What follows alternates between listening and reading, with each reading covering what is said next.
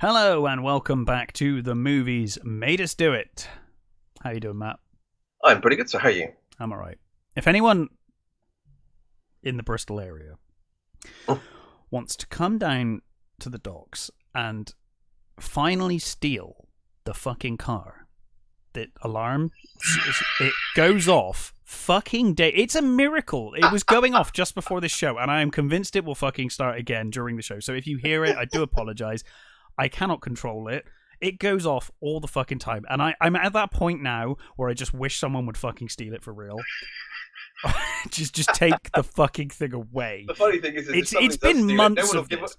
More people will care that it's gone than yeah. the people that Right. own the car. It has been months and months that this has been happening. Like, not daily, but like every other day. And it goes off for ages. It's so annoying. Anyway, no, I'm good. Watched some fun stuff this week. Not much. Well, actually, a lot. I watched a lot of Castlevania. That's what I did watch. But Yes. And one other movie. But you've watched lots of things. Yeah. Do you want to kick it off? Oh, well, okay. I will start with The Wrath of Becky. The Wrath of Becky, sequel to Becky. Yep. Yeah. The sequel to Becky, yeah. Which I reviewed whenever it was that came out, which I loved. It's really good. It's Lulu Wilson plays Becky, and it had an amazing performance by Kevin James as a neo-Nazi. I remember your review. Yes. It was amazing. He really pulled off threatening. He had a real presence in that movie. He was really good. And basically, it was like a house invasion movie. So Becky and her dad, her mum's died, and her dad's gotten like a new girlfriend, and she has a son, and they go to their sort of cabin in the woods, as it were, for like a vacation, and she's pissy and hates the world and hates her dad and all that sort of stuff. And they basically So it's the standard setup. yeah, so they get home invaded by Kevin James, who's looking for this key that is somewhere in this house, hidden in the house. And then what happens is almost like a Home Alone sort of. She sets up traps and Yeah, I remember runs, the trailer. runs around and runs around circles around these Nazi fucks and stuff. It was a really enjoyable movie. So now we've got Wrath of Becky, which takes place a number of years later, and Becky she's moved on. She's basically she's been a number of homes and ran away from all of them. Mm-hmm. And now she's living with this old lady in this house who she's lying about her age, but she's saying she's 18 years old, and I think she's 16, and she's got Diego, her dog, and they're sort of they have this like little lovely little unit where they sort of play Scrabble, and she's got a job working in the diner and all these sorts of things. Yeah. She seems to have it sort of a nice thing, and she's been running around the woods, practicing things and training, if you like. After a home invasion and everything else. Yeah, exactly. I can see it. Yeah. You So- want to be on your toes probably for the rest of your life, I think. This time round, you get this group of right-wingers, where this group called, I can't remember what they're called now, the First Men or something. There's Wow. That sounds like a right-wing group to me. yeah, exactly. They're obviously parody. When I say parody, they're the three guys turn up to the diner, and they're real assholes to her, and she basically drops coffee on one of them, and they wait for her and they follow her home. This is a mistake. Yeah, well, you'd think so. Well, I mean, they don't know that, but No, what then happens is they break into the house, they kill the old lady, and they steal Diego, and leave her sort of unconscious, which is a strange thing. Kill the old lady, take the dog, leave the girl alive. Very odd, but still. So they get off, and they're in this town to meet Sean William Scott's character Daryl, Right. who is the leader of this group of right wing thugs. And it turns out there's going to be some speech in the area by, I think she's like a Latino senator or something. Right. And they're basically going to kill her. I think they're basically going to turn up. They're going to kill her, and they're waiting on a number of other people to turn up. And dude, I should let you continue. So this, I just if you're going to assassinate a senator or whatever you're going to do, would you really be doing this shit to this girl or raising any suspicion to yourself ahead of time? It seems really silly. Fuckwits. Okay, fine. The thing is, these three, they're from out of town and they're coming to meet. Oh, they're not like the brains of the operation. They're just idiots. No. They're just turning up. Okay. One of them's like completely doesn't really want to be there. He's been there, sort of brought under false pretenses, and they have this meal with Daryl and his mate Twig, who, they're supposed to be sort of the brains of the operation, and he realizes that they're a bit useless, and he doesn't understand where they got this dog from and all that, sort of thing. Becky obviously turns up and fucks their day up. Mm-hmm. This has none of the charm, none of the performances, except for Lulu. She's still good as Becky. They've tried to go for a slightly more comedic edge, and I think they've tried to soften Becky a little, and it's terrible. Is it? I'm so disappointed in this movie. Is it terribly unfair to say that whenever I see Sean William Scott's name on something, I'm kind of like, oh no. Yeah. He's just, I'm sure he's a nice guy. He just plays certain characters that I'm like, oh god, okay. So the difference between him and Kevin James, you think Kevin James, King of Queens, he's funny guy. He's he's mostly known for funny things, but they shaved his head. He grew this like big beard, and he's quite a big dude. He's a really big dude, and he's terrifying. He had real presence. Yeah, Sean Scott Williams, he tries. It just doesn't have the physicality that James has, and he's better than the other guys. And although I'm sure these right wing groups, they're assholes. Oh yeah. And I'm not trying to stand up for these guys. No. But the way they're portrayed in this thing, they're a joke. They're idiots. Well, that's a narrative and that problem. might be true, but there's a certain amount of. Well, the trouble is though, they need to seem like a threat in order for the film to have gravity and the stakes to have gravity. I get you. They're absolute morons. They're and obviously that's how they want to portray them. They want they want everybody to think, oh, these right wing groups are just a bunch of morons.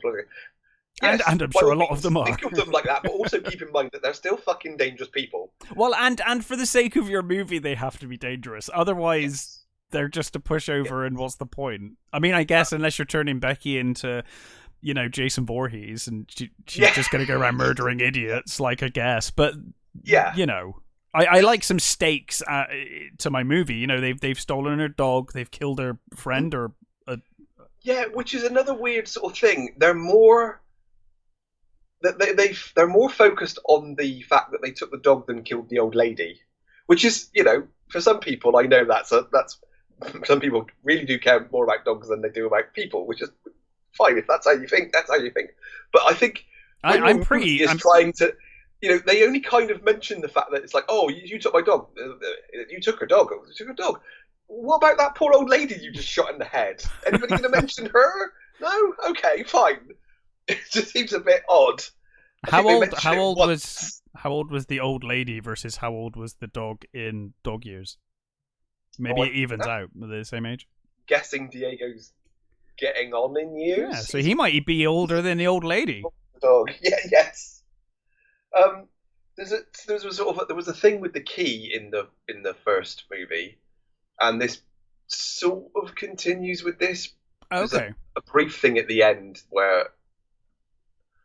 Ooh, I don't want to. Oh fuck it! I'm going to spoil it. Sorry, but I'm going to. there's a after she's done all this stuff. This she's not FBI. She's the FBI. She's an agent anyway. Katie Siegel, who's wonderful in things like House on Haunted Hill and all that sort of stuff. She's a great actress. She turns up as this agent and basically says, "Oh, I know what that key does. Do you want to do you want to come and be an agent?" So now Becky's a fucking agent. It's like, what? Okay, that's fucking weird. That's how that works. Fine. I understand that apparently after the success of the first movie, the company basically went to the writers and said, here's some money, make a second one. You've got 3 weeks. Oh, Jesus. Yeah, which I think probably is why. There's the root of your problem. is so bad, because I think they basically didn't really know what to do and crammed something. 3 weeks is no time. 3 weeks. Yeah. And it's like, ugh. It was so disappointing. Because you were really high on the first one. Oh, the first one is so enjoyable. Yeah. It's a really fun, and sort of horrific at times movie. It's got real sort of stakes, and it's a really great movie. This one doesn't have any of that. It's really trying to be more comedic, and it just doesn't work. The bad guys are just idiots. Even her traps this time round, she digs this like hole trap at one point. There is one funny bit when she's training herself in the beginning, right. and she falls into her own trap, which is quite funny. and the old lady says, "Did you fall into your own trap this morning?" And she's like, "Yep." And she goes, "Uh-huh." which was really funny. That was one of the really. It's like at this point, it's quite funny. Later on, she digs another one to catch this guy in, and it's like the guy falls in, and it's like, one, it's not deep enough to trap him in. You can clearly just get out, and it just seems so lackluster and just disappointing. And I really wanted to like this movie because the first one was so good, but this is terrible. Honestly, it's really bad. That's a shame. I still think Lulu Wilson, who plays Becky, is great. She's really good. She's got a real sort of, stroppy teenager vibe. That works really well. But they haven't planned out enough what she should be doing, what she should be like. It's like they've got an idea, but they haven't fleshed it out properly. Yeah, I mean they probably looked at her age. And they were probably like, we've got a couple of years to make this happen if it's going to happen. If we're going to still have her be similar age, do it now. But 3 weeks to write a film, that's your first draft, isn't it? Really, and then it's just like film it. Not a good idea. It's. I honestly can't recommend this one. I highly recommend the first one. Yeah, first one is great. This one's terrible. That's a shame. The end. By the end credits, we're like, "What just happened? What? This movie is so terrible. Well, it's such a complete opposite to the original, and it's a real shame. It's just nothing really works well in this movie. It's other than Becky herself. It's just it was so disappointing. So I don't know whether they're going to make a third one. I mean, obviously they've set it up with this key and Becky now being an agent, which was weird. Very strange choice, but fine. That's the thing is I don't know whether I would watch a third one after this. That's a shame. That's a real shame. I mean, I guess it's one of those sort of things. It's like, oh, give it a go, but it's gotta be better than this. They gotta spend more time on it because this was just terrible. So yeah, cannot recommend it. Damn. Well. Something I can recommend. A film I I don't think I'd even seen the trailer for this until this week, and then when I saw the trailer, I was like, "Oh, this is the kind of thing I like." And I was not disappointed. Is No One Will Save You? Yeah, you sent me a message saying, "Oh, I've just seen this movie." Yeah, I sent you one back saying, "Yeah, I literally heard about this movie yesterday." Yeah, I heard about it, and then I was like, "Okay." And then I saw the trailer and I was like, wow, that looks good. I like alien abduction things. and I Cool. like horror, so I was like, okay, cool, let's give this a go. I was really impressed with this film. It is a small, tight story. It centers around a character called Bryn, played amazingingly well by Caitlin Dever, and I will explain why. She's a really good actress. She's been. I've seen her in a few things. She's Well, really good, book smart. She's really good. there is a primary reason as to why this entire thing would not work without her. The entire film, it's pretty much just her. It's a home invasion movie with aliens to begin with. Bryn, the character, she's a seamstress, and basically she lives in her childhood home. She is mourning the loss of her mother and her best friend. And everyone in town basically has ostracized her due to the fact that, well, slight spoiler, to do with her best friend's death. There is something to do with her best friend's death and her. It's not revealed initially what that is. But Right. basically, the town pretty much despise her. She lives on her own out on the inner childhood home, kind of out on the outskirts of this small town. And we kind of see at the start of the film, she's kind of going about her daily routine. She's like, making stuff, and she's dancing to music. She's got this little model village that she's building. Basically she is then this alien abduction begins, right? So she thinks there are intruders in her house this evening. Well, at first, actually, I think she thinks it's raccoons out in the bins or something like that. Because she sees something outside and the bin lid goes, and she kind of like, sighs and says, oh, God, But then she quickly realizes it's actually aliens, and they're like classic looking grey aliens. Yeah, I've seen the trailer. They're definitely greys, aren't they? Yeah, they're definitely greys. There are some variations later. They are different. Near the end of the trailer, there's one that looks very strange. I messaged Ben, who you've met Ben. We did board games together. I messaged Ben and I was like, dude, no, it wasn't Ben. It was Russell, actually, my friend Russ, who is a massive horror fan. I messaged him and I was like, dude, watch this film. And I sent him the YouTube trailer. Yeah. And then I immediately deleted it, and he was like, ? What? And I was like, don't watch the trailer, it gives away way too much. Like, just go in blind, because it shows too much. It's one of those bloody trailers. But anyway, home invasion movie, it expands. She tries to go to town for help, but obviously the town hate her anyway. So she ends up trying to escape, and then eventually she ends up back home, and there's this whole thing going on. But it was about, I don't know, I want to say it was about halfway through the movie before I realized there had been no dialogue in the movie at all.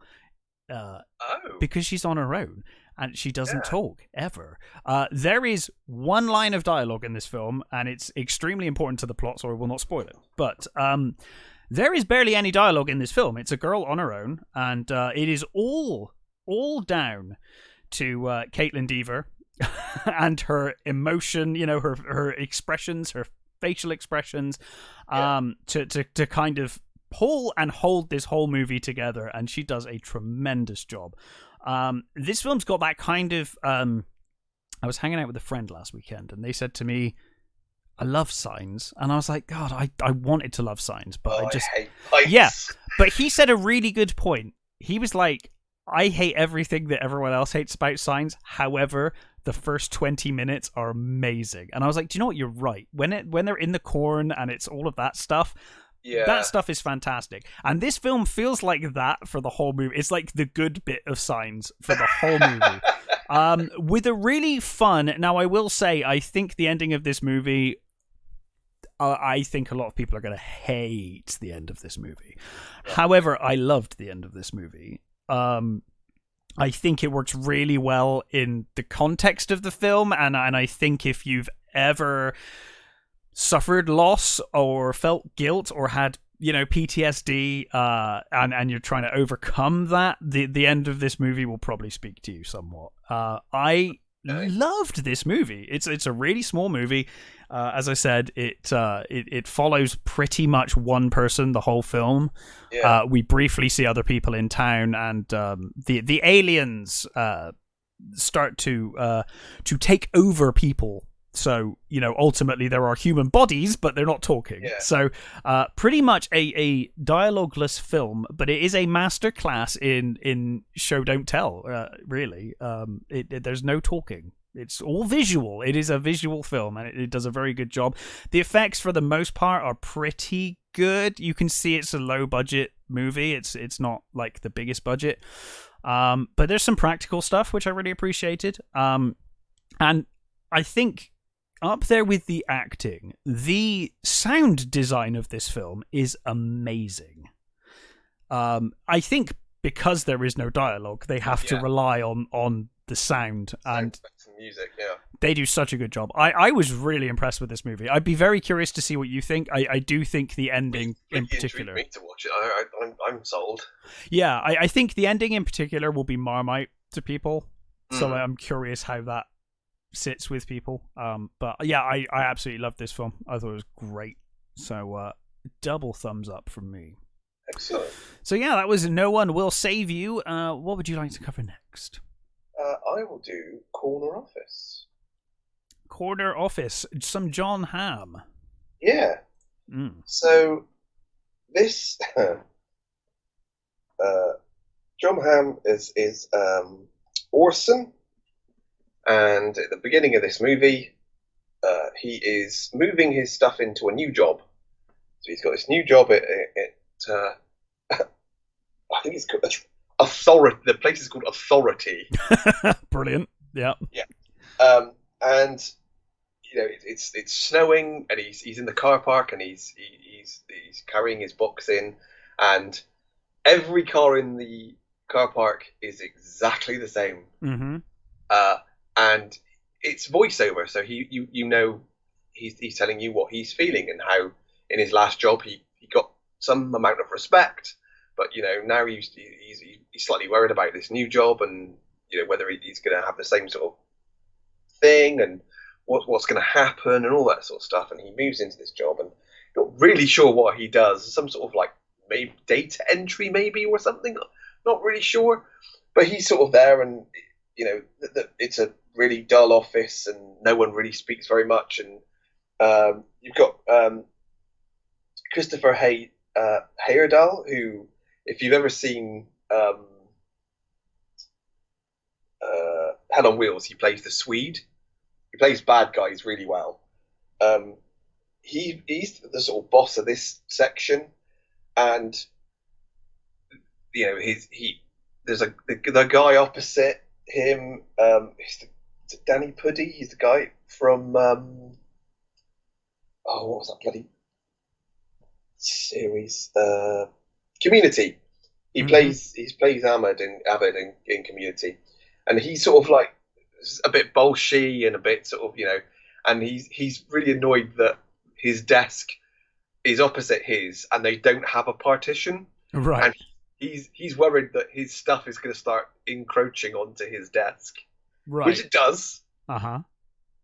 So while all this is going on, he's finding out that he's not really fitting in here, and he's annoyed that he's not being able to work well enough, and he's worried about his sort of position. And he comes across this room, this office between the toilets, and in the corridor between the toilets and the main office. And he goes in this room, and he goes in by accident at first, and he finds this.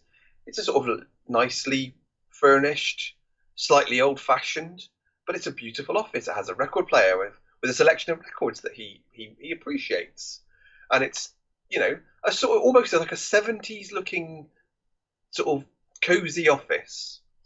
And for a while, he sort of he doesn't really think about it, but it keeps encroaching onto his thoughts, and it's like, maybe I should go in there. Maybe I could do my work in there, and maybe I could just yeah. It's got an atmosphere that I really appreciate. And he asks about this office, and no one has an absolute idea what he's talking about. It's like it's just Well, there. so they're like, this corner office doesn't exist. So I don't know This corner office does not exist. Right. It's like, of course it does. I'm just in there. And at one point, he goes to admonish one of his co-workers, and he takes him into the office, and he has a stern talking to him. And then they leave the office, and they're sat down, and the guy sat opposite him, and he's just looking at him, and he's like, "What the hell just happened? What was that?" He's like, "What do you mean?" He says, "I think you," and he says, "Well, I think you get the gist of what I'm talking about." He said, "Dude, you just stood in the corridor for 5 minutes, saying nothing." Right. So he thinks he's gone to the corner office. Everyone else thinks that he's like having some kind of mental episode. Huh. But the weird thing is he starts going into this office, and he's everyone else thinks he's work. just stood in the corridor while he's there. Every time he goes into this office, he does amazing work. Right. And his bosses notice that he's doing amazing work. Hmm. So he starts, they start giving him more to do because he's doing really well. But no one can see this office, and he's taking people in there, and it's sort of, well, is he just nuts, or is there really an office in this building? And I'm not going to spoil it. No. I love this. It sounds really interesting. It's the voice, because you've got John Hamm's voiceover. Yeah. John Hamm, I really like John Hamm anyway. I think he's a great actor, and he's got really good comedy chops. And I laughed in this movie. It's a very dark comedy. I watched this with my wife and my brother-in-law, and they both hated it. They didn't laugh once. Oh no. I laughed like a drake. Have they worked in offices before? My wife does. My wife. Oh, okay. My wife's accounting mutant. Because your description of an office, those kind of cube offices with fucking everyone looks the same, everyone's the same. Like I kind of get that. Yeah, it has. It's got that. It's real sort of that office sort of vibe to it, and it's. I love his in a monologue. All of the other sort of characters, it sort of reminded me of what is that? I reviewed it last year. I think the Apple series, Severance. Yeah, you loved that too. Yeah, I really loved that. It sort of had that sort of vibe to it, and it's really good. I really, really enjoyed it. I think it's going to be polarizing, though. I think certainly from the response to my brother-in-law, we watched it, and afterwards he said, "I think I'm going to bed." And he said, "I don't know what to think about that movie. I'm going to bed, and I'll sort it out." The next morning he came. He said, "Yeah, no, I hated it." Okay, fair enough. He processed it, and he processed it. My wife immediately. She just went, "No, I hated that. I really didn't like that." But my wife's not big on odd movies. So it's certainly very quirky, and I thought really original. Maybe not as original as you think, but it's based on I think it's a Swedish book called The Room, I think. Right. For obvious reasons, they couldn't call this movie they could call it The Room, but there's already 2 movies called The Room. Why would you try and compete? Yeah. I think it's worth it just for John Hamm's performance. I think he's so great. I thought he was really funny. Is this sort of, he's a sort of pompous, sort of trying to do his best, but kind of failing. He's got that what's that sort of Victorian guy that's those stories by Saki, was it?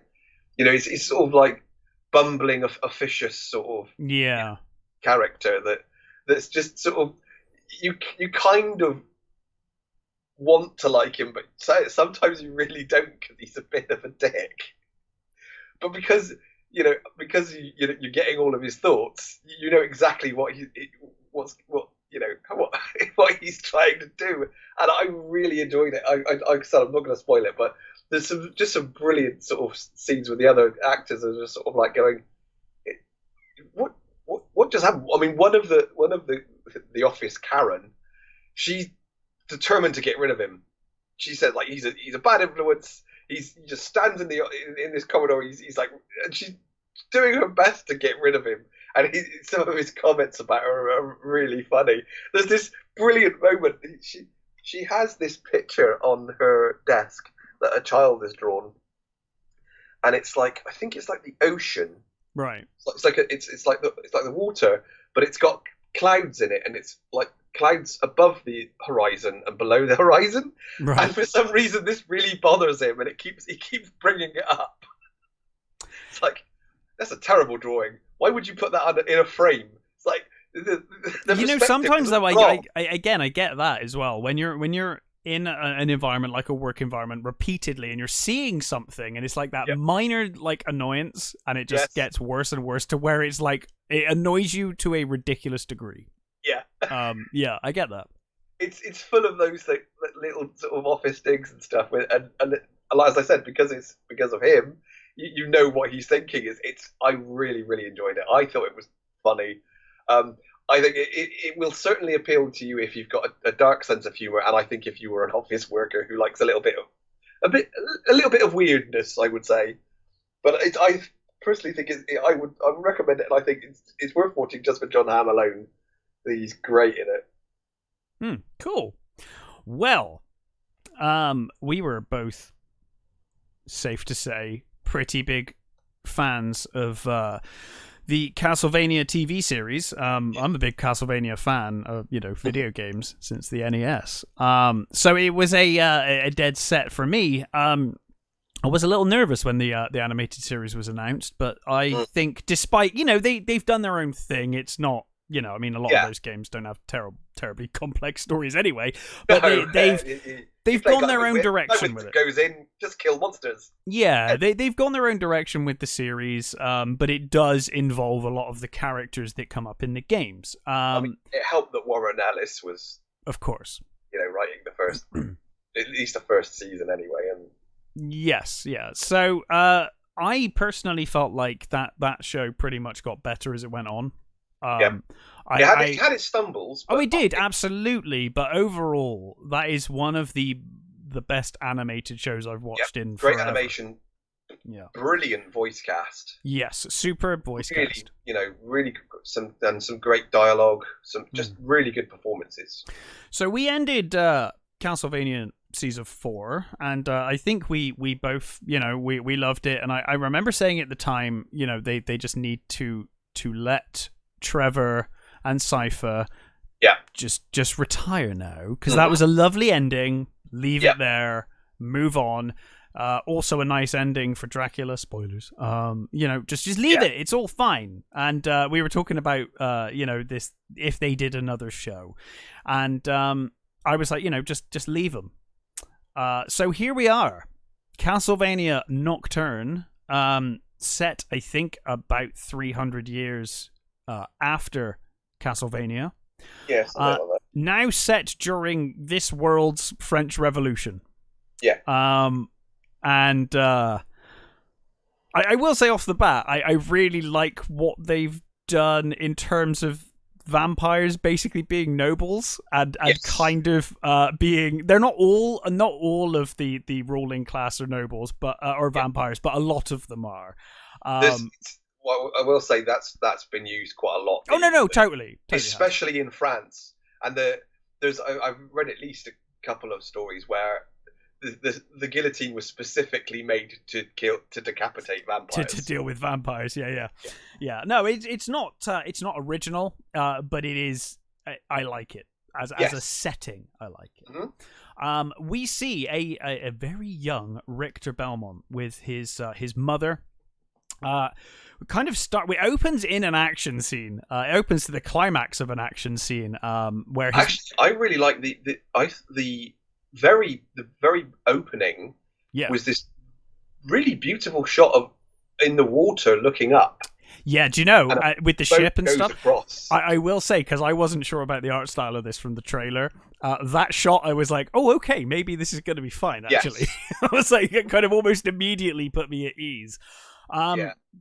Richter's mother is killed by a vampire thing, and almost immediately you're then one of the biggest changes, I think, in terms of the two shows. This is way more colorful. like in terms of the colors used, like the like dragon thing and the birds later on. It's all very colorful. But anyway, his mother is slain, and so he goes to France, which is where she was trying to take him anyway. She was trying to get him on a boat to France, where he's going to live with this kind of adopted family. We have Terra, the adopted mother, who is a speaker, who were in Castlevania, the original series. They're like. Cypher was a speaker, and they're basically magician people. They're mages. Sort of pacifist magicians, which doesn't really... They're pacifist magicians who apparently only know dangerous spells that will murder things horribly. But fine, whatever. Fine. Nastasia Kinski is Terra, which is cool. Yeah, I thought she did a great job. So we then obviously skip to present day, and we're introduced to our main cast as adults. We've got Richter Belmont, who is obviously the descendant of both Cypher and Trevor, and I really liked that. It's kind of like, hey, there's like magic in our family now, ever since Cypher and Trevor. I was like, oh, that's a nice touch. So they've all got magic. For some reason, Richter can't do magic anymore. He did when he was a child, but since his mother's death, I think he's I think the trauma's put him. Yeah, it sort of he's blanked his magic ability. Both things I watched were about trauma. Never mind. And we're also introduced to the character I liked the least in this show, Maria, who I thought was fucking insufferable. For the start, she grew on me, but at the start, I was like, oh, fuck off. I thought the other one was more. Oh no! See, I quite liked Annette. No, I liked Annette. Oh, I liked her. I actually thought out of me. Okay, so Maria annoyed the fuck out of me. Although she did grow on me. Annette, I kind of liked actually. So Annette, we're introduced to a little later on, and she's friends with this opera singer. She's an ex-slave from the Caribbean. They have been brought over to find Richter Belmont, because there's this vampire prophecy. This vampire god thing is returning, and they must Edward. The vampire messiah. That's right. Every time they said the vampire messiah, my brain just went, "It's not the messiah." I know. I that word is ruined forever. I know. Like it's just since that since Life of Brian, it's ruined forever, that word.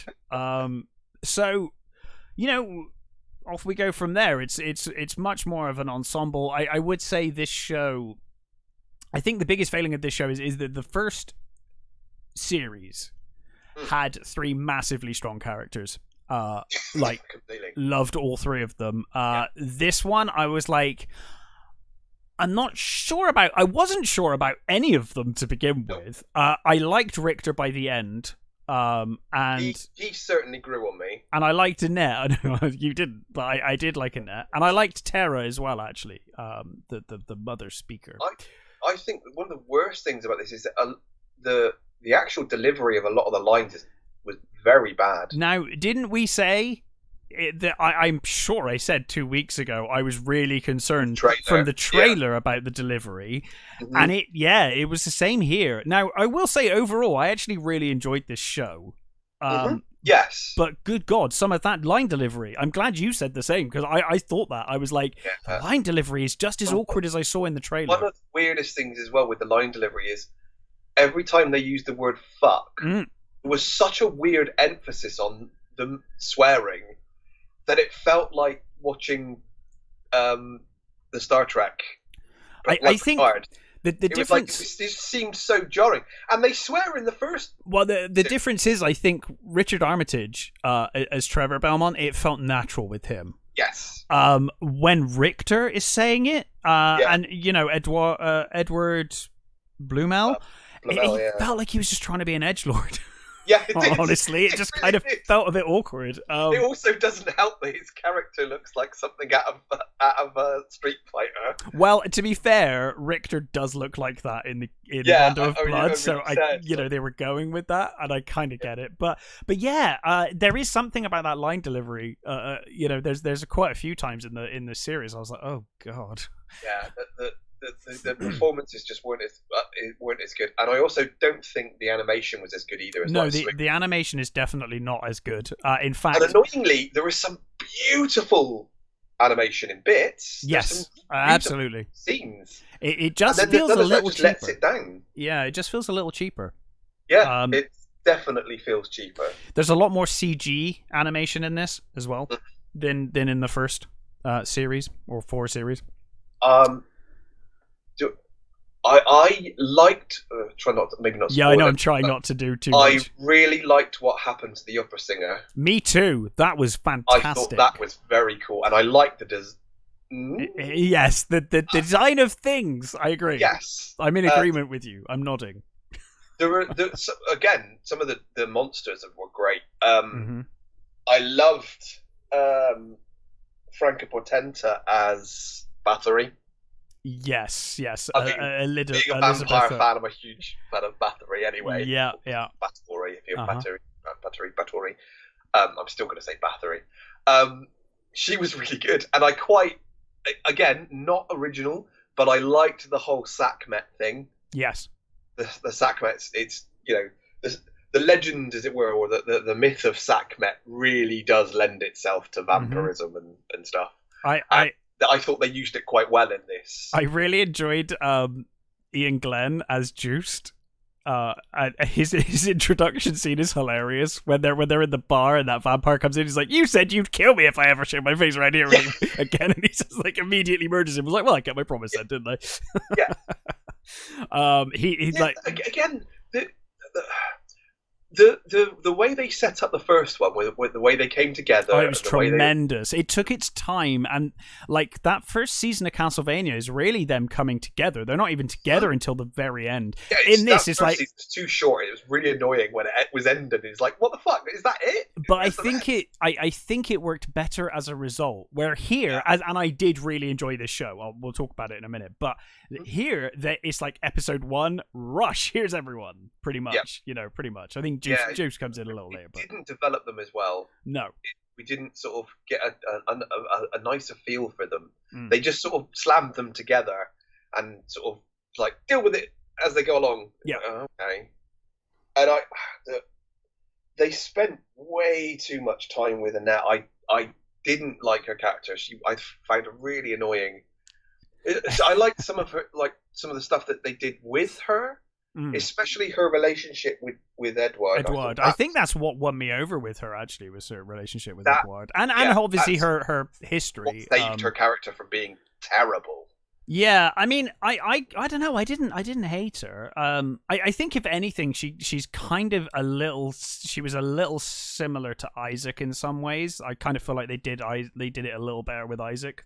A very similar story of being an ex-slave and trying to find your way in the world after finding freedom. Tremendous character. Yeah, Isaac felt more 3-dimensional. But I liked Annette a lot, and I think it was that relationship with her and Edward that really sold it to me. Yeah. Maria annoyed me, I'll be honest. I think your reaction to Annette is my reaction to Maria, because with Maria I was just like, oh god, and I really liked it when Annette was finally like, I was a fucking slave. Like you got it pretty good here, fucker. Yeah. The way she drones on, and like, I was like, oh god, when she's doing that speech immediately, the first time you see her, she's doing this speech, and I was just like, oh no. And it might just be the delivery. Again, it's that like some of the dialogue feels a bit clunky in this. Yeah, she was Pixie Davis, who played Maria. I think she did grow on me. She was annoying because sometimes her delivery was like spot on, really good. Yeah. And then again, other times, especially when they were swearing, it just feels really forced. It's weird. It's just like it's just a big clang right in the middle of a speech, and you're like, oh, did you not make that sound more natural? Really, really weird and jarring. I really liked I don't remember what her name was.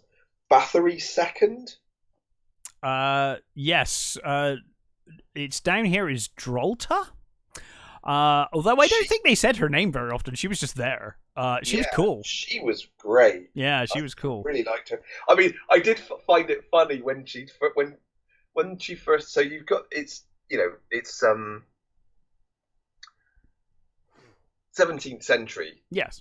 So 1792, according to Wikipedia. Yeah. So you've got all the sort of powdered wigs, Mm-hmm. and the sort of you've got all the frock coats and stuff like that. And she comes out and she looks like something S&M gear and yeah, she looks like it's like wow. Her design is you don't belong. Completely different to everything else in this series. Yeah. And then later on, she gets a few. She's in a red outfit, which is really cool, which is like a riding outfit, which it's like, okay, that works a little bit better. They make her hair is so fucking, like, her hair stands out like a mile compared to everyone else. When she goes, slight spoiler. Yeah. When she goes Super Saiyan. Her design was amazing. It was great. I loved that design. Yeah, me too. It's so good. I thought she was a really cool villain. Is it Orlox? Mm-hmm. Again, now he is a good actor. He was in Doctor Sleep. Yes. He was Crow Daddy. And he was great. I really like him in that. Again, his delivery was hit and miss. And I will say, I like his character, and I'm intrigued to see where he goes, especially his relationship with the Templar Knight type guy. I'm really intrigued to see where that goes, but his delivery in places, despite being an amazing actor, so flat. Yeah, and it's weird because I know he's a really capable actor. So, but again, there was some times where he was talking. There was one particular when he was actually talking to the Templar when they were in bed together, and he was talking about how he loved Mizrak. Sorry, that's a Mohawk or something. Was it an Indian? He's talking about and how he fought in the American Revolution and stuff like that. And that was delivered really well. That was a beautiful little piece of dialogue. And then there's other bits where he's talking to the characters and like, wow, that had no life in it whatsoever. It's odd. It's really odd, and I wonder whether, because these are pretty capable actors and voice actors, I just wonder if it's a directional choice by Sam Dietz. I don't know. Took the wrong ones. I did love there was that's talking of that scene when the Templars getting dressed, and he's putting chainmail armor on like he's wearing a tracksuit. He just pulls up and it's so funny. He pulls up his chainmail trousers, and you cut to the to Orlox, and then you cut back to him and he's fully dressed. I know. It's like, what? How the fuck did he get all that on all of a sudden? What just happened? It's like when you're watching Walking Dead and Daryl Dixon reloads a fucking like crossbow while running upstairs, and you're like, "What? How?" Yeah, fine. I don't know. I guess artistic license. That was just a little thing that amused me. It's a world of magic, Matt. He magicked just one of those, it on. Little cartoon things. But I thought it was that really amused me. There was some beautiful stuff. There's a good scene with Bathory on a chariot, which I thought was great. The big parade bit. Beautiful. There's some really beautiful things, but the animation in overall is just a step down from the last one. I'm assuming it's a different studio. I will just. I don't actually know. I think. It's the same. It's the same production company. Some of the people involved seem to be different. I think. TMMUDI is a different. I think it's so Powerhouse Animation. Okay. So Powerhouse Animation Studios. So it was Powerhouse Animation that did the production of the first film. Yeah. The first series, the first 4 series. This series is Powerhouse Animation and TMMUDI, who are apparently a South Korean animation studio. Okay. So I wonder whether they did less here. Like farmed it out. I've farmed out some of it. It looks like they did some of it, but not all of it. So because I know that studio now, they've done a bunch of stuff for Netflix, so maybe they're just balancing too many projects. And I saw in the trivia thing. So Adi Shankar sued Project 51 Productions for attempting to exclude him from this series. So it looks like that there was some drama with the production team, by the looks of it. Oh, interesting. So, yeah. I know he was like exec, right? Adi Shankar as a producer. He's produced some really good stuff. He did. He produced Dread. Yeah. So so obviously there was some sort of drama going on behind the scenes that I don't really know anything about, but maybe that lent into it not being quite as maybe. I mean, I will say I really enjoyed this overall. I did enjoy it overall. I would certainly watch another season. Oh god, yeah, especially with the way they end it, which I won't spoil. Yeah, no. I was waiting for that the whole season, if I'm honest. Oh god, yeah. And to be honest, I won't spoil it, but if you listen to the episode where we were talking about this, is one of the things that we discussed happening. So yeah, I really enjoyed this. I will absolutely watch another season. I hope that it improves each season, much like Castlevania did. I hope they get maybe they'll have more of a feel for their characters and will deliver the lines slightly better. Hopefully, because some of the fight scenes were actually really good. Yes, I agree. Some of them were fantastic. The fight scene towards the end in the church was really well done. Yes. I mean, at times it did verge on Street Fighter. It did. There's a lot of moving parts in those scenes as well. They were nicely done. Because the thing is it's not terrible animation. No, by any standards, it's good. Better than most. Yeah, exactly. It's still great animation. It's better than a lot of fucking Netflix animation. Let's be serious here. I mean, I did wonder, but it's a definite step down from the first series. It is. Although I will say, I did really enjoy this. I will watch more. I did wonder whether I went in with some bias because of my absolute love of those first 4 seasons of Castlevania, and whether the bar was just too high for this for me, and I was just always going to be a bit like, it's not quite as good, Yeah. I mean, it's had a lot to stand up to. I think. It has. I think we might be being a little too critical, but I think it's it still stands. It's still pretty good. It was certainly enjoyable enough. But that first series, I would recommend that to anybody. I think if any fans of animation and haven't seen the first Castlevania, really should, because it's really, really good. Those characters are great, and I love the stuff they did with Dracula in that show was so good. Yeah, because it's really easy. I mean, Dracula's been used.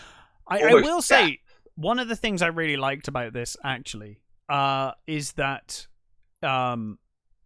it doesn't rely too heavily on Castlevania. It's not constant member berries to Castlevania.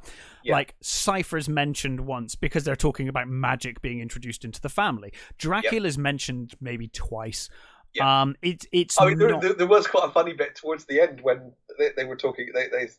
Dracula's mentioned, and Annette says, "Who's Dracula?" Yeah, which I loved because it's like she's from the Caribbean. She hadn't got a fucking clue who Dracula is. She's like, "What are you talking about?" Like, I loved that. Was really funny. Yeah.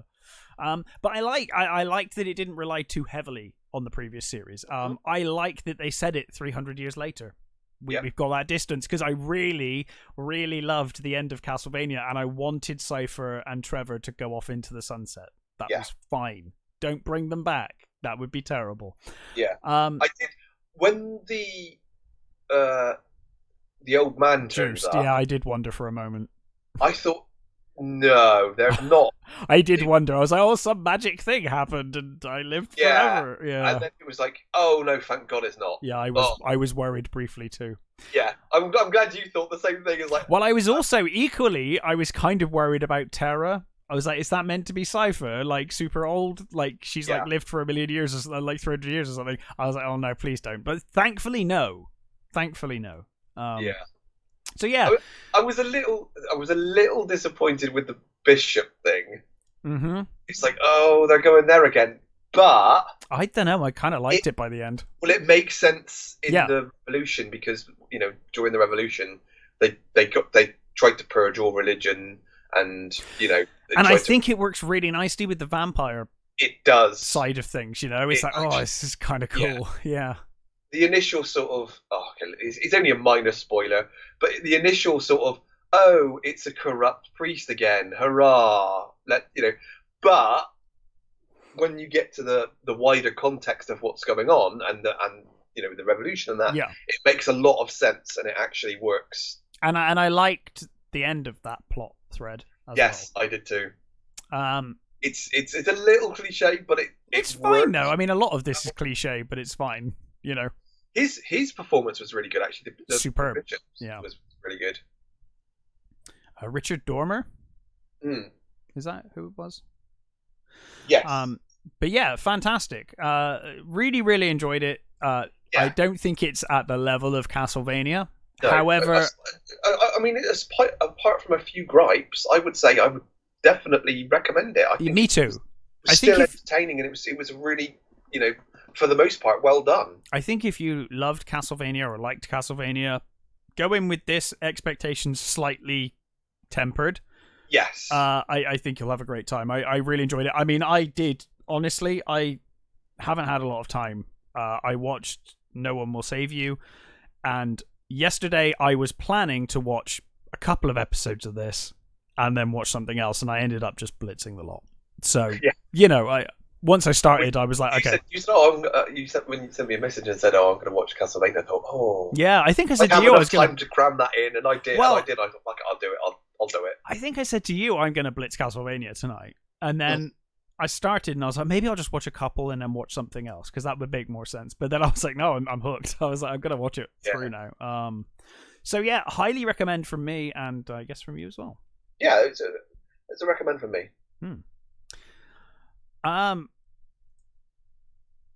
I've got a weird thing to talk about later. Do you want to move on to what do you want to move on to next? I'll go with A Million Miles Away. You do A Million Miles Away, and then I'll talk about Phantom. Phantom? It's random.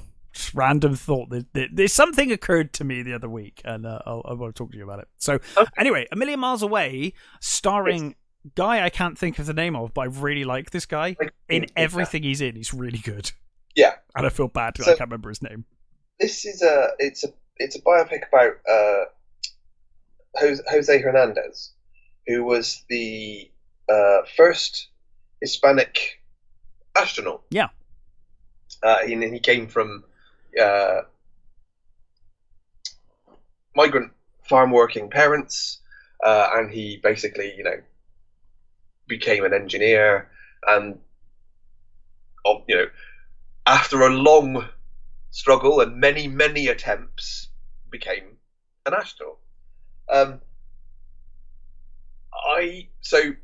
wasn't going to watch this movie. I'm not the biggest fan of space stuff that isn't proper sci-fi. If I mean, that sounds bad. So like Apollo 13 or stuff like that. You're like, no, Apollo 13 is the exception because Apollo 13 is fucking amazing. It's a brilliant movie, yeah.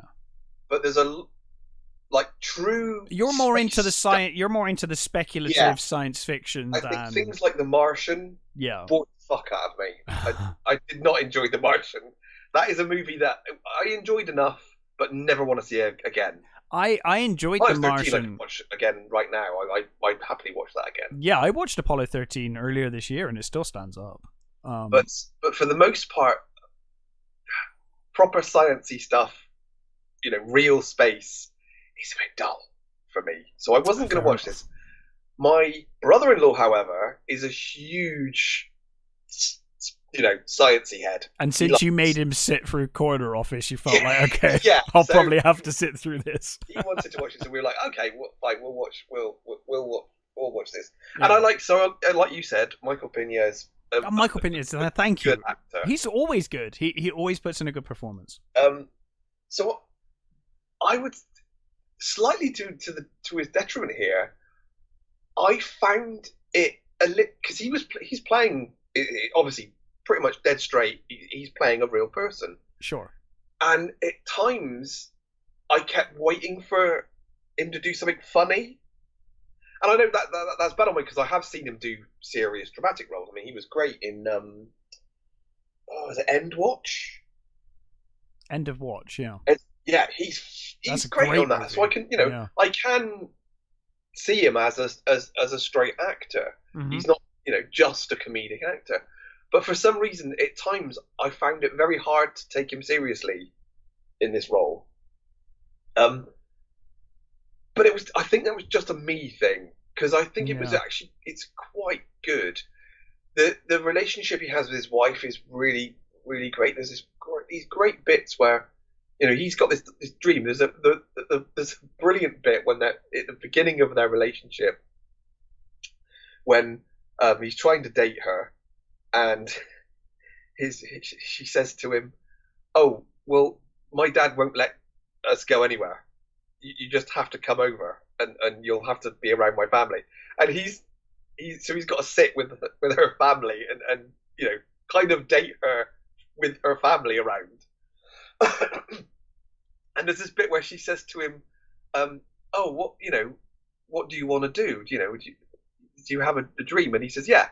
He says, "I want to be an astronaut." Of course, she absolutely pisses herself laughing, and she's like, "Oh my god, that." And he's like, "What are you laughing at? That's no, seriously." And she's like, "Well, that's like the dream of a kid. That's what kids dream of doing." And he's like, No, I'm deadly serious. I want to be an astronaut."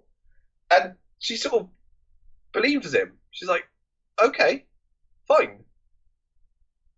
Okay then, if that's what you want to be, do it. I Shoot for the stars, literally." And there's some really nice moments where, they're struggling as a family. They've got all these kids. He's working as this engineer, and he's doing really well at first. When he first turns up to this engineering job, they think he's a janitor, obviously, because he's, it's the 80s, and or is it the 70s when he starts? It's sort of late 70s, early 80s, and he turns up, and they just think, you're the janitor, and the receptionist gives him the keys to change the light bulbs, I think, in somewhere, and he's like, "I'm not the janitor, right?" And it's a quite sweet moment where the receptionist realizes that he's not actually the janitor, and he's like, "No, I actually work here properly." And he says hello to the janitor as he walks by. He's like, he's a great guy. There's some really lovely moments where they're struggling, and his wife is, he keeps sending off the letter to apply to NASA, and keeps getting rejected, and he does it so many times, and you can see his wife is getting so frustrated with him because they're struggling, and he's still doing it, and at first he doesn't tell her. He stops telling her he's doing it. He's like, "No." And she's like, "Why didn't you tell me?" He's like, "Because I just didn't want the disappointment anymore."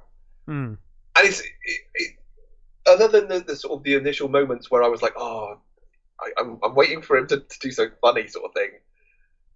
As I said, that's on me. Yeah. He's overall his performance especially when he's talking with his wife, is really good. And you get there's a it's not really giving anything away. There's a bit where he could have been on the shuttle that blew up. Challenger? There's that whole bit where, the person who was training him was on the flight. Challenger, right? I'm thinking right. Yeah. The Challenger, or was it the Atlanta? Oh, I can't remember now. It is though. But yeah, so she, his trainer goes up and she dies. So there's that added thing of, his family's like, you could die here. Yeah. This, I mean, I like that. That's only just dawned on them. I guess that it makes it more real, doesn't it? When you realize how dangerous this actually is. But yeah, and I think that I really liked the way it dealt with his family and his parents, and how at the beginning he wants to do more. He doesn't want to be this itinerant farmer. He doesn't want this. And at one point, his parents are saving for a home in Mexico. They're saving up, and they want to make enough money so that they can go back and have this house in Mexico. And at one point, he says to, he's oh, I hate this life. We're not. I don't want this. Is when he's a kid, Yeah. and his dad and his mum, they look around them. They're not going to make that. They're not making the money they want to, and they realise that they want better for their kids, and they give up. They give up this dream of their own dreams of having. As I this think house. a lot of parents do. Actually, and it's it shows wonderfully that his parents are like, no, we want better for our kids. We're going to give up on our dream so that they can have theirs. And I think it's done so well. And his relationship with his best mate's really good.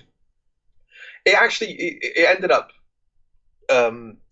winning me over. I think it's a really good movie, and especially if you like this sort of thing, I think it will really. It was really heartwarming, and it was a really good portrayal of the immigrant experience in that sort of field, as it were.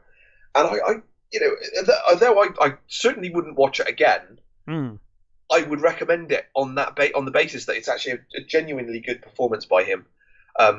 Aside from my own little thing, it worked really well. It was a nice story, and yeah, I really enjoyed it in the end. I honestly didn't think I was going to. I thought, oh, this is going to be really bad, isn't it? But no, it is. It's really enjoyable. It's a really sweet movie, and yeah, it's on Amazon, so I would recommend it. Excellent. Well, and for someone that doesn't like the kind of hard science movie, that says something. But it doesn't really go into the hard science. I guess it's more about his life, right, than anything. Not like Hidden Figures or anything like that. No. But it's to do with his life, which probably why I liked it more. Fair enough. It feels weird to go into a random phantom tangent. So do you want to talk about One Piece first? Sure, yeah. So I also watched One Piece. Yeah, which I have heard real big praise about. Well, so this is the thing. I was hearing so much about it that I thought, okay, I'm going to give it a go, because I've never seen the anime. Me either. Read the manga. I've not watched the anime, read the manga, and none of it. But the thing is that the animation styles always put me off. I don't like the animation style. So it's like, it's never appealed to me. Do you know I did that with the animated Devilman? I couldn't get past the animation style. I was like, I don't like it. Yeah. Yeah. That's it. I think if it doesn't appeal to you, it doesn't appeal to you. Yeah, it's just one of those things. Yeah. And I know it's so big. I know it's huge. Yeah. Fan base. It's been going for like 20 years. I know. That's the other thing. After a while, you're like, it's been going on too long. I feel intimidated. Yes. I don't want to start now.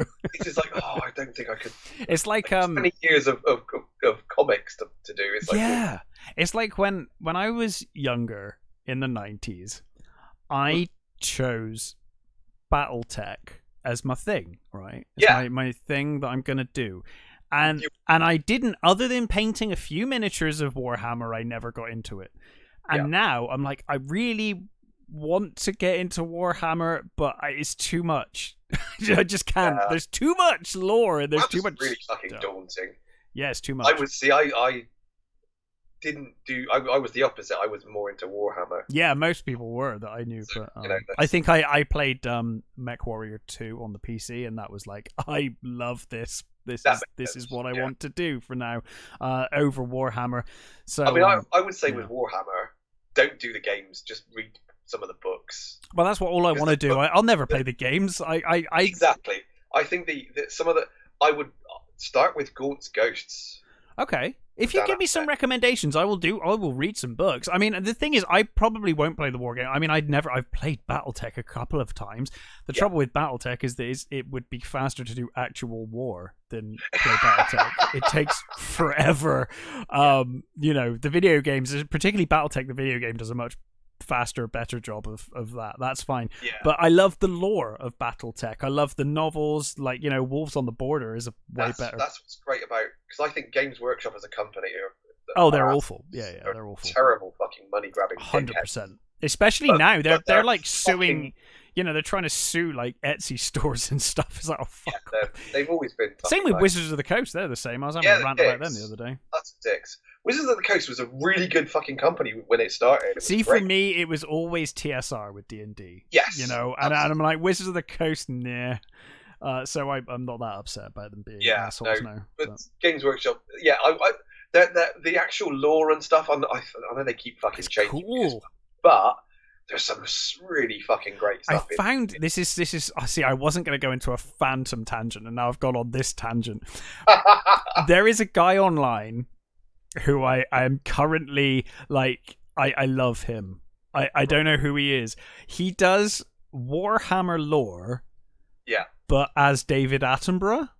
I've seen some of those. It's amazing. I'm like, this is the way I'm going to learn Warhammer, is from David Attenborough, man. If you want some of the lore stuff, Arch is really good. Arch. Oh yeah. I've listened to some of his lore stuff. Yeah, I've tried recently trying to get into the lore of Warhammer. I feel like I'm just too old, man. I'm I'm going to be doing this the rest of my life. If you want a humorous take on it as well, like the Attenborough one, there's a guy called Major Kill who's an Australian. I think I've seen some of his stuff as well. He's really funny. He's really sort of blasé about it, and he's quite funny. And he does like nude calendars of Warhammer stuff. Brilliant. He's got like girls basically naked except for like marine helmets and stuff. Right. Okay. Anyway, he's really funny. Anyway, yes, One Piece. So, tangent aside, so yeah, One Piece never really appealed to me greatly because I didn't like the animation style, and again, it was like by the time I was paying attention to it, it was like too much, too gone. I no. So I kept hearing, Netflix was doing the series. It was made by the same people who did Cowboy Bebop, and that was fucking atrocious. I didn't get past the trailer. Like, I'm not going to fucking bother with that. No. And then reviews started coming in. I was like, very positive reviews. Yeah. This sounds pretty good. So I gave it a go. So basically, you're introduced to Monkey D. Luffy, who is this wannabe pirate. He's this happy-go-lucky kid, played by Inaki Godoy. Mm-hmm. Who's I think he's a Brazilian actor, apparently very big in Brazil. So I've never seen him before, but apparently he's got a real following in Brazil. He is this pirate, want to be pirate, and he's eaten this thing called devil fruit, which means he's got like elastic arms and stuff. He's like Mr. Fantastic. Oh, cool. Okay. He stretches out and stuff, and basically, so it like 20 years ago, whatever it is, the king of the pirates was killed by the Marines, and before he died, when they were executing him, he said he's got the One Piece, which is his treasure, and he's hidden it somewhere out there in the world, right? Right. So his death sparks a new sort of swarm of pirates, and then after his, sort of 20 years later, as it were, or whatever, Monkey, so Luffy is he dreams of being the pirate king, and he's off to seek his fortune, sort of thing, and he comes across these other characters who he comes in. One of them, Makenyu, who plays Zoro, who's this swordsman. He's Sonny Chiba's son. Oh, okay. So he's also got a massive following. And he's great. I will say every fucking character in this is fucking awesome. Oh, that's good to hear. Performances, the characters, like Luffy, you think that his chipperness is going to be really fucking annoying because he's so fucking chipper and he's so lovely and he's so nice, and you think, oh god, this is going to get annoying. It really doesn't. He's so sweet and so like almost innocent. But he has this dream, and he basically asks like people he meets what their dream is, and he takes them seriously, and he makes them see what their dream is, right? So they're drawn to him. Zoro dreams of being the best fighter, right? And Nami, who she's my favourite character. I really loved her. Well, I won't say her dream because that will spoil the series. Okay. But she's got her dream, and Luffy sees the good in people, mm-hmm. and he he judges them on their actions and what they're doing, and he brings out the best in people. And it sounds really naff, but it fucking isn't. It's so good. Okay. It's so brilliant, and it's so full of emotion. There is everybody goes on about episode 7. Episode 7 is one. Matt, you subverted my expectations. Really? Yeah, because you were bigging this up, and I thought you were going to shit all over it. Oh no, dude! You were like, I heard such positive reviews, and I went in. I thought you were going to be like, this is awful. It's as good as those reviews. Oh, that's great! I'm going to have to watch it. It's honestly, I would so recommend it. Episode 7. There's a thing with Nami. I will not say. All I will say is, oh my god, it brought me to tears. It was I have heard that. Good. I've heard a few people say that.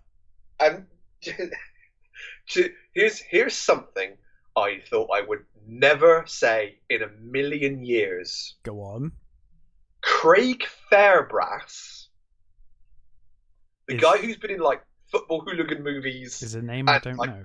Terrible action movies. Hold on. Yes, I know who that is now. That I've seen him. He's in. Yes, he's in all those gangster movies. Yeah, I know him. Yeah. You've seen him. Avengement. I watched Avengement a while ago. He's been in one of those awful fucking gangster movies ever made, right? Uh-huh.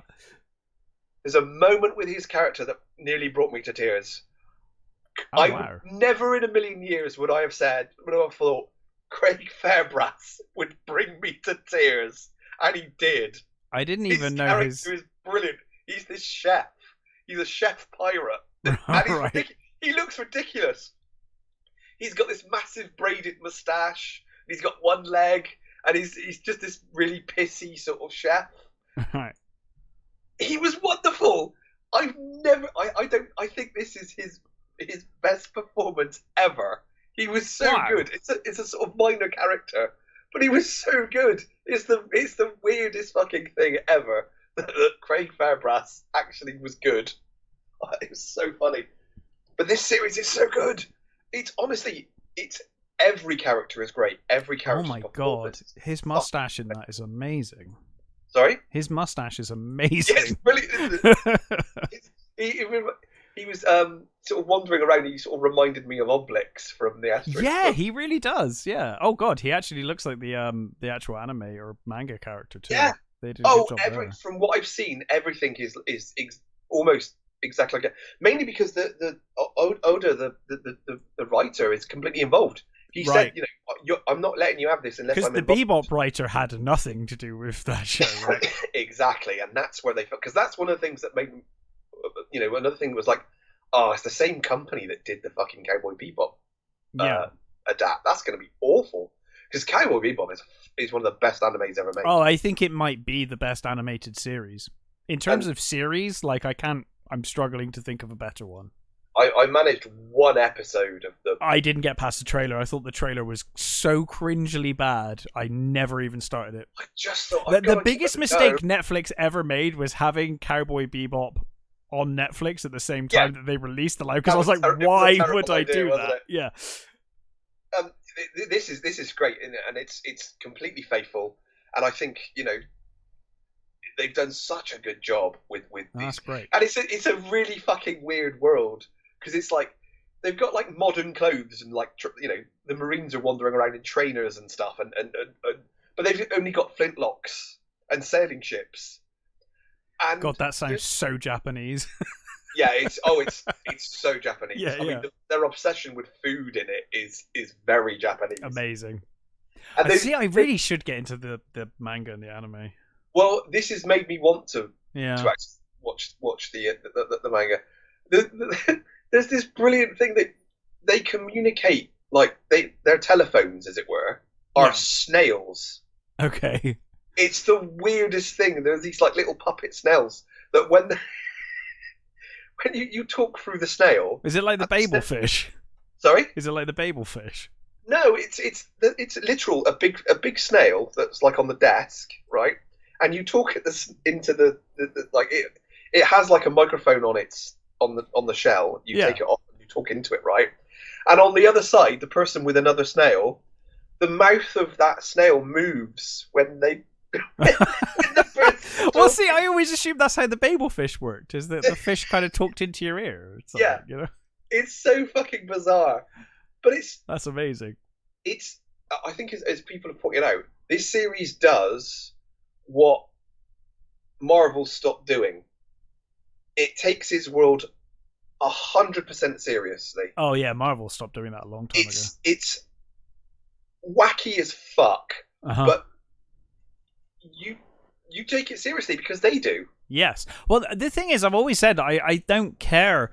You know, I mean, I fucking Godzilla, right? I'm like, if you give me a world, yeah, no matter how unlike this world is or how ludicrous this world is, if you're earnest enough, I'm like, okay, this doesn't have to be my reality. In this world, monsters like Godzilla can function and exist despite that being impossible in our world physically, whatever. Yeah. I believe it because the characters play it earnestly, they believe it. And I think, you know, if it's a crazy world, but it's played serious, then I can accept that. I'm watching something, I'm being taken to a world. I'm like, okay, so in this world, the laws of physics are completely different, but everyone accepts it, so fine. That's how that is. And I can do that. That's fine. Marvel did that when they started. Oh god, yeah. Slowly over time, they stopped taking their world seriously. They stopped giving a fuck. It was that fucking Thor movie. Ragnarok. That's when the rock started setting in. That's the one. That's the one that ultimately I think might have killed Marvel because they just decided to continue down that route to its logical conclusion, which is this. Yeah. This doesn't do that. This I mean, it's ludicrous, the stuff that happens in this. It's you know, stuff you see in cartoons. I mean, Luffy's attacks are like him stretching his hands out and punching people. He's got at one point he's doing like a Honda like 100 hand slap sort of thing, you know? Dude, if I could stretch my hands, that would be the first thing I'd try and do. Exactly. It's amazing.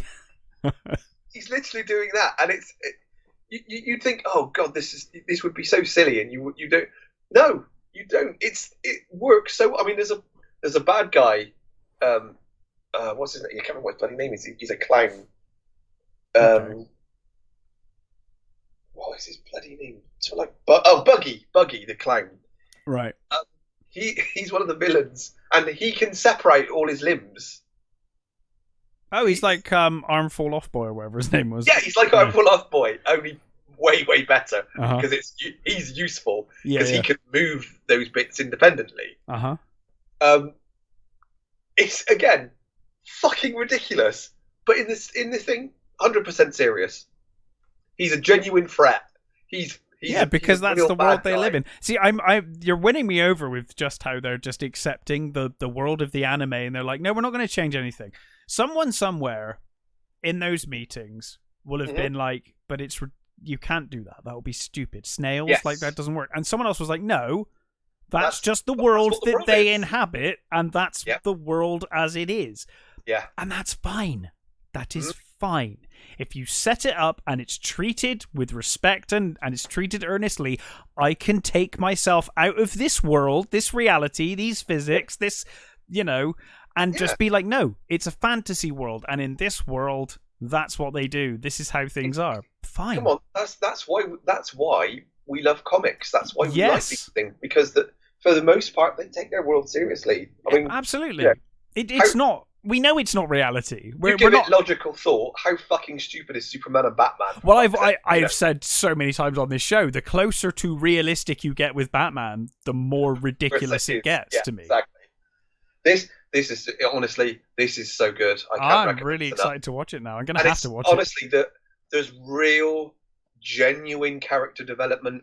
The arcs, especially for Zorro and Nami. Oh, chef's kiss, man! Especially for me, Nami's arc is awesome. Well, this sounds great. So good. And honestly, I thought Luffy was going to be annoying as fuck. He is not. He is like what he is. He could. I think, as I said, I've not seen this guy before. In the hands of a lesser actor, his character would be annoying as fuck. Sure. This kid has so much fucking charm. Oh, that's great. He's so charming that I never once did I think, oh, this is a bit much. This is annoying. Honestly, he's so charming and so lovely that you just go with him. You're so happy for him. Yeah. And as I said, especially when you get to there's a couple of points with him and Zorro and him and Nami that were like, oh, that was just so beautiful, so well done. And as I said, Nami's my favorite character. She's really good. I love her arc in this series. I can't wait for a second series. It's already been greenlit, thankfully, because I think it's just done ridiculously well. So I'm totally on board for season 2. Yeah, cannot recommend it enough. It's awesome. Wow, that's really good news. I'm gonna have to watch it now. Yeah. So, this is a really weird aside. I just wanted to talk to you about it because I just find it weird. If anyone wonders why I don't get time to watch fucking movies, it's stupid shit like this. So, a couple of weeks ago, I think I might have mentioned it on a previous show. I don't know if I did. I rewatched The Phantom, the 1996 Billy Zane Phantom movie, which I remember being pretty naff. However, I rewatched it and I really enjoyed it. I really enjoyed it in that kind of Rocketeer kind of way. Do you know, it's really weird because there was a period where they were trying to bring out, sort of after Batman, after the Keaton Batman, where they were doing their best to bring out a lot of the pulp heroes. So yeah, and Phantom's the original, Phantom, really. The Shadow, yeah, Rocketeer. I love Rocketeer. I actually really love the Shadow. Me too. And the Phantom, I remember going to see and was like, that was terrible. Yeah, it kind of is. I think it's one of those, like, I can appreciate it more now, even and in its terribleness. Like because I love the Phantom, so this is the point I was going to make, right? He was really good. I really liked him in Defenders of the Earth. Right. So this is exactly where I want to go with this. Okay. So I've loved Phantom as a character. I used to love Phantom as a kid. Yeah, I've got the comics that the first release they did of, not the comic strip that they did. They published all of the comic strips into a set of comics. It's about 4 or 6 comics. I've got all of those still. Because that is cool. He's kind of like a Tarzan character, isn't he? Yeah, and he's fighting pirates. He's fighting pirates. And that's kind of his thing, right? And the idea is that the world, or the criminal world at least, think of him, he's called the Ghost That Walks, and they think of him as this immortal being who fights piracy and injustice everywhere, and all the pirates are scared of him. In reality, of course, it's an inherited title, and it's father to son, right? It's passed on through the generations. But the idea is that they think the Phantom is always around and will always reappear throughout time. Great setup. This kind of this family tree of phantoms, and you're like, I'm the 21st Phantom, or I'm the 19th. It's great, right? So anyway, I love the Phantom, and I really watched the movie, and I was like, this is naff, but I kind of enjoyed it in a really naff way. And then I was like, I want to watch more Phantom stuff, because I've got really fond memories of Defenders of the Earth, and let me tell you, it still holds up. I love Defenders of the Earth. I was rewatching some the other day, and I was like, I'm having a blast rewatching Defenders of the Earth. I mean, what's not to like? You got Mandrake, you got Flash Gordon. It's cracktastic. Lothar, and then all of their kids. It was. I always loved that. I always felt vaguely sorry for Lothar, because you've got Flash Gordon. Everybody knows Flash Gordon. You've got the Phantom. A lot of people know the Phantom. You've got Mandrake. Quite a lot of people know Mandrake. Lothar. No, Lothar's cool though. Who the fuck's Lothar? But Lothar's awesome, right? I know, but whether in the sort of the hierarchy of those characters, it's like, oh, poor Lothar. What I love about it though is the song "Defenders of the Earth." Yes. It's like, the Ghost That Walks, and like, know, Flash Gordon, the world's greatest pilot, and all of this stuff, and then it gets, and then like Lothar, the world's strongest man, and then it's like, and they're shit kids. Yeah. Right at the end of the song, it's like, oh yeah, now 4 become 8 arbitrarily because they've got kids. I completely remember. the Mandrake one is I remember the lines from his. It's Master of Magic, Spells and Illusion, and it's like, oh, he's got a really good swishy thing, and then Lothar. Lothar, yeah, he's the world's strongest man, right? He's got super strength, but he's kind of pointless, Lothar, because in Defenders of the Earth, they give Phantom this weird arbitrary power where he gets the strength of 10 tigers. And it's like, does that not make Lothar kind of redundant? Well, yeah. I mean, I guess you could always do with more strong people, so I suppose not. Yeah, and he has a character, and he adds to, you know, he adds he's his the dad, perspective. isn't he? They're all dads. That's the point. They're all dads. He's the sort of he's the big dad character, isn't he? Mm-hmm. So anyway, I still enjoy it. It's cracktastic, Defenders of the Earth, but I do love it. Ming and all of that stuff is a great idea for a cartoon. Yeah. However, I don't know why. This makes me a hypocrite because I love Defenders of the Earth. However, I watched a few episodes on YouTube of Phantom 2040. Which is a cartoon. And it is the most fucking bizarre idea for a cartoon. I don't know why they did this. It's fucking weird. I think it's because it was sometime in the mid to late 90s, and they were like, we need to make the Phantom cool.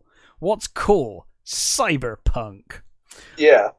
So they take Phantom, you know, who should be fighting, you know, pirates in the 1800s. Oh my god, I've seen that. Yeah, right? I know. Yeah, me too. And I came across it on YouTube and I was like, oh my god, I remember that. I'm going to watch it.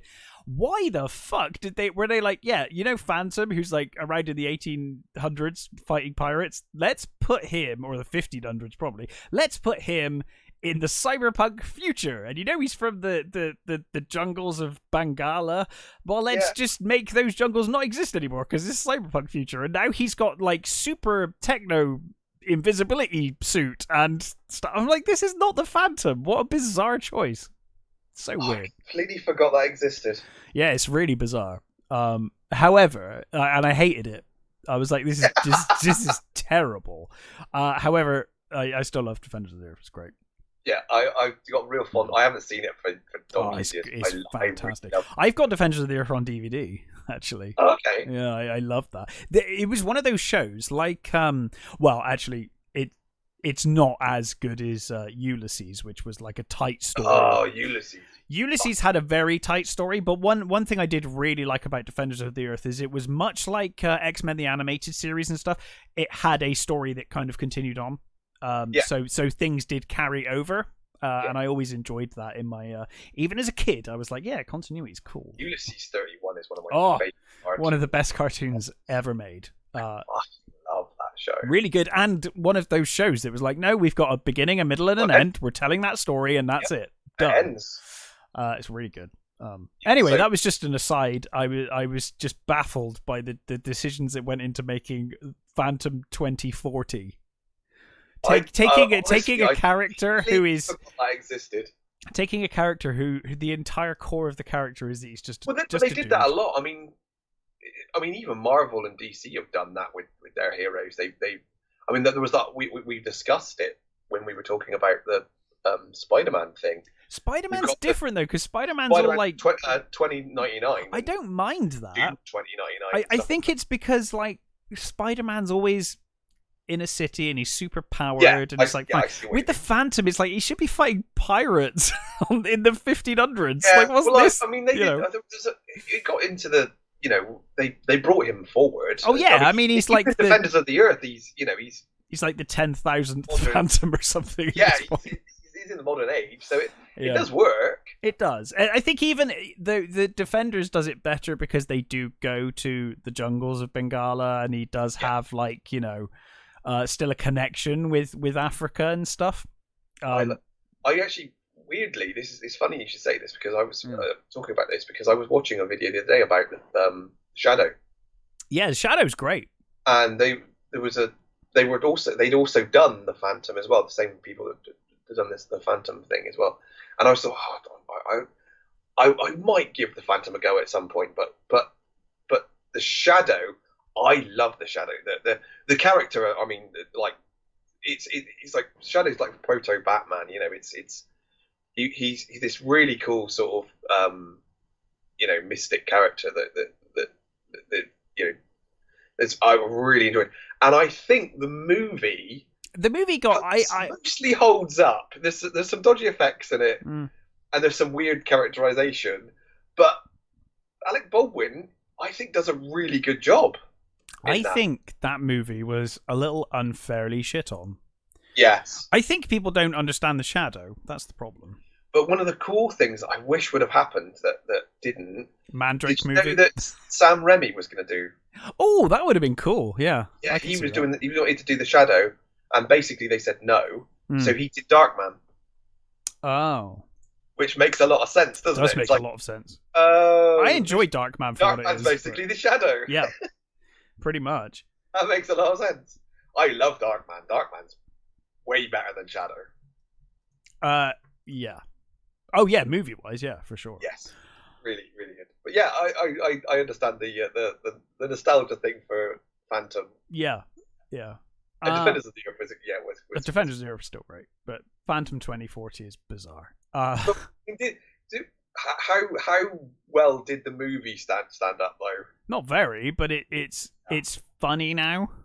I remember Billy Zane, who can be charming as fuck, being really charmless in that. He has his moments.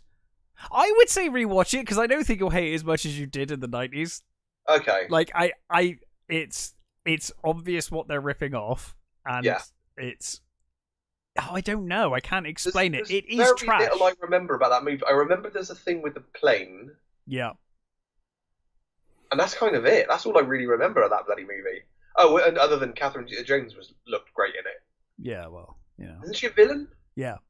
Well, kind of, and then she just suddenly becomes not a villain. Okay. That just happens. Yeah. It's all right. I mean, it's not a good movie, but I did enjoy rewatching it. Mainly because I was like, oh, I really want to watch something to do with the Phantom, and it was. And it's kind of over time. It's kind of got that Rocketeer charm to it. Oh, dude, somewhat. You can't compare that to the Rocketeer. No, I can't. I'm not comparing it to the Rocketeer. I'm just saying it's got that same kind of charm. Yeah. I mean, you the Rocketeer is a million times better as a movie. But the Rocketeer is a genuinely good movie. Fantastic movie. We should cover that one day. Have we covered that? Don't worry, that's on the list. Okay. Rocketeer is definitely on the I've now reached that age where I have to ask you if we have covered it before. So anyway, the last couple of weeks have not been kind to us. We lost David McCallum. Yes. Man from U.N.C.L.E. fame. Sapphire and Steel, one of my and Sapphire and Steel. Yeah, I was going to say that was one of your favourite shows, right? Yeah. I mean, he was him and Abby were the only characters I like in NCIS. My wife loves that show. I've never watched it. I've never watched it. Oh, dude, it's terrible. Well, yeah. I hate it anyway. He's the only good thing in it. He's Ducky. He's a pathologist. Yeah. His character is fucking awesome. He's the best thing in it. And there's a character called Abby, who's this goth girl, who I liked as well. But everybody else in that I hate. There's one particular character, I can't remember what his fucking name is. He's like the cocky shithead character. He is so annoying. Every time he's on screen, I just want to punch him. But McCallum in that series was fucking amazing. So good. And apparently somebody said that when he learned things for parts, he learned them so well that he could probably do them. So apparently he could probably do an autopsy. Right, okay.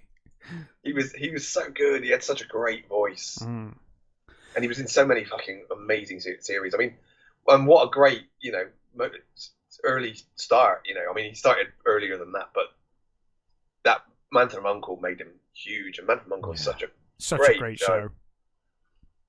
Yeah, absolutely. real shame. But I mean, he was not like 90, so yeah. He had a really good long life and a great career. And one person I thought we might get a couple more movies out of was Michael Gambon. Who, I mean, God, that man could take any shite and make it good. Oh yeah, and talk about voices. My God. He for me, and I recently watched all of the Harry Potter movies from start to finish. First time I've watched all of them together like that. Yeah. And His portrayal of Dumbledore was a bit weird, though. I preferred it. So different from Harris's. I preferred it. And that's no slight. Richard Harris played it perfectly well, right? There was when Michael Gambon took over, it had added gravitas, and it felt like he was not only was he super caring and loving, as I feel like Dumbledore should be, he also felt like he could probably just murder everyone at any moment. You know, and I kind of liked that. It kind of gave him a more dangerous, sinister edge. Being all mysterious and stuff, he does that really well. Yeah. I think he did it better than Richard could have. But I don't know if that's unfair to say. That's just my opinion. I will always remember, you know, and we were saying earlier, off air, I think, of one of our more listened to episodes. I think he is so good in Open Range. He's such a bastard in that film, and I love him. Doesn't it? Yeah. He was, and I mean, he was great in TV as well. Did you ever see The Singing Detective? Yes, yeah. Because I think that was one of the things that brought him to a lot of people's attention, was The Singing Detective. One of the weirdest TV shows I ever watched. The first time I watched that, I was like, I have no idea what's going on in this show. Yeah. This is the weirdest fucking show. It is great. I'd actually like to watch that again to see what it's like. Now. Yeah. But again, great voice actor, great, you know, his minor performance in the Paddington movies is I mean, we've talked before about loving Paddington. Those movies are fucking great, and he's wonderful as Uncle Festuzo. Yeah. And one of my favourite things, Michael Gambon, was you know the Top Gear thing? I've never really watched much Top Gear. Okay. So when the three most people. The three lads did Top Gear. It was amazing. I assume when people talk about Top Gear, that's the era they're probably referring to. Yeah. So they used to have this thing called Star in a Reasonably Priced Car. Yes, I'm sorry. I should say my dad used to watch it. So when I lived at home, I've seen some of it. I've just never watched it properly. So I didn't see Michael Gambon on it, but I'm aware of the tropes and the things they did. Yeah, so they had this. So basically, they got a track and they've got a reasonably priced shitty car, and a star would drive it around, and they would try to beat each other's score. Now, Gambon was one of the early people to do it, and he came on twice, and he was one of the person, and he was brilliant. He was so funny, and I watched it again. Today actually, I watched his he took the I think it's the second to last corner so aggressively that two of the wheels left the ground. Amazing. And that corner became Gambon's corner. Oh wow! So that corner was forever known as Gambon, right? Because of how he took that corner. And when he did it the second time round, he beat his time. He didn't quite take it quite as aggressively as that. But he was a fucking maniac. It's such a good thing. I would recommend his first one, and even the little interview he does with Clarkson is brilliant. You find out so much about him and his character. He was so funny, and he loved. There's this great thing he's talking about doing press junkets and interviews, and he hates them. He hates them. Well, I think most actors do, because it's a long time. You're doing the same. You're just saying the same thing over and over again. Yeah. And he says he just used to make things up, just lie, tell them whatever, because it just amused him.